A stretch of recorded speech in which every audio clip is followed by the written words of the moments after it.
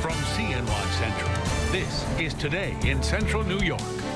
Well, students are moving into dorms, and if you want a little decoration that's green, or if you're thinking about what to put in your house this winter, Carol has some great ideas with low-light plants, Some people don't know the Hoya. This great big plant is a Hoya. It's 40 years old. Wow. So you can see they're somewhat easy to keep going. So if you have a Georgetown rivalry, now you know. Now you know what it is. Yeah. And this plant is a vine.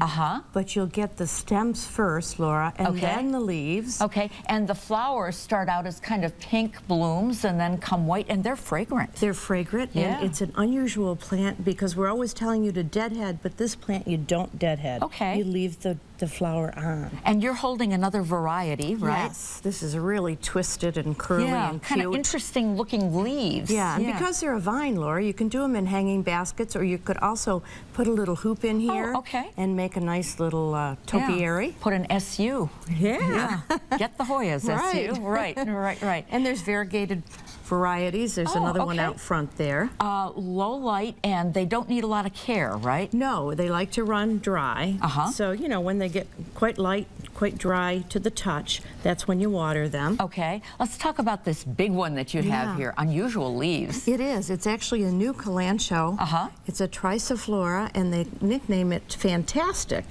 And it's got a lot of pink on it, red, and it'll get more so as it gets older. Okay, more regular ones of those have those little red flowers, right? Right. Yeah, you see the little ones in a lot of stores. Sure. There's many varieties of Kalanchoe. Okay, so be unusual, right? And I'm holding one that's kind of spiky here. That one is. There's two Ripsalis here. This one's a little flatter. Another nice plant for inside. This is actually very low light. And again, it likes to run dry. And it will surprise you someday and just be covered with yellow blossoms. Oh, there you go. Okay, so some real good ideas for inside. As you say, they like to be dry. How about drafts? Are they okay with air that moves around? Well, you know, they wouldn't want a cold draft. Most of these like around 55 to 70 degrees. So, you know, they need to be where there's, especially the Hoya, some good bright light coming in, but indirect. This one much less. Okay, some good ideas here. Carol, thank you so much.